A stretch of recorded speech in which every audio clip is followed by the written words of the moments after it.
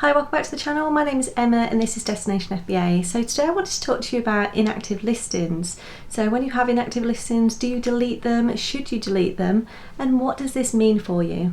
So inactive listings are listings where the products are not available to purchase right now on the marketplace. Now this is generally because you have no stock or the listing has been removed either by yourself or by Amazon. Now reasons Amazon might delete listings is if you've had an IP complaint against you or if they've asked for compliancy documents and you have failed to submit them on time. We should really try and get into a good routine of deleting these inactive listings from Seller Central on a regular basis. So firstly, let's look at why we should delete these listings. So firstly, deleting these listings can help us to improve our IPI score. Now if you don't know what the IPI score is, it stands for Inventory Performance Index Score. Now this is what Amazon use to see how well we're managing that inventory. So we need to try and aim to keep this score as high as we possibly can, and if it falls below a certain threshold, which I think at the minute is around 400, we can be subject to storage limits. So I have done a previous video on IPI score and this gives you a lot of information and advice on how to improve this score. So I will pop a link in the description below. But if you want to see what your IPI score is for now, just quite simply go to Inventory and then Inventory Planning and it will show just here at the top.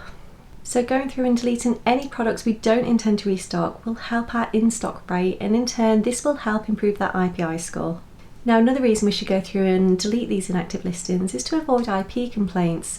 Now whether you have stock or not, you can still be hit with an IP complaint if that product is listed within your inventory. Now in some cases IP complaints can cause risk of suspension, and if your account is suspended you will not be able to sell anything or withdraw any payments until this is lifted. Do try and reduce any chances of this happening. Now as well as IP complaints, we could also be asked for compliancy documents for items that we no longer have in stock. Now if I go to my performance and account health and just scroll to the bottom here, I can see that I have one documentation request. Now if I click view all, it will give me all the details of the item. Straight away I can see this is an item I no longer sell. The request date was 3rd of August 2021 and it had a due date of February 2021. It also shows me that this item is at risk of removal. So rather than provide this documentation, I'm just going to go in now and delete this straight from my inventory.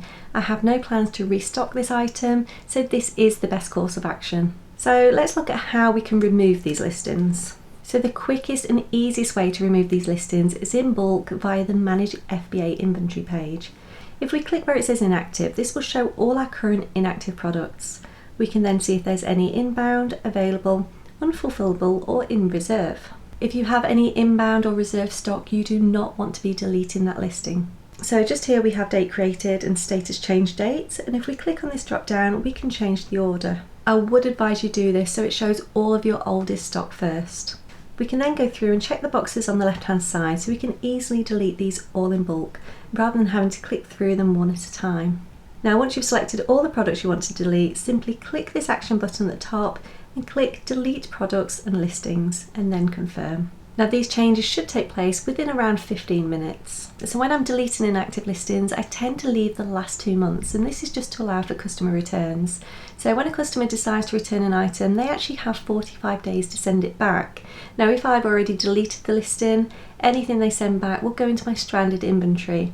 Now it is easy enough to create a new listing, but I just find it far easier to leave the last 2 months as they are. At least this way, if it's still in sellable condition, Amazon can return it straight to my inventory and it's available for sale straight away. So do try and get in a good routine of checking these inactive listings on a regular basis. Keeping it all clean and tidy will help to reduce the risk of those IP complaints and the compliance documents in the future, and this in turn will help to improve that IPI score. So I hope this has helped you to just understand those inactive listings and why it's important we go through and we check them on a regular basis. But any questions at all, please do leave a comment below. Now I would recommend that you go back and you watch that video on IPI scores and you do everything you can to keep it as high as you possibly can. Now if you want to see more videos like this, please do click that subscribe button and the notification bell to get notified every time a new video goes live.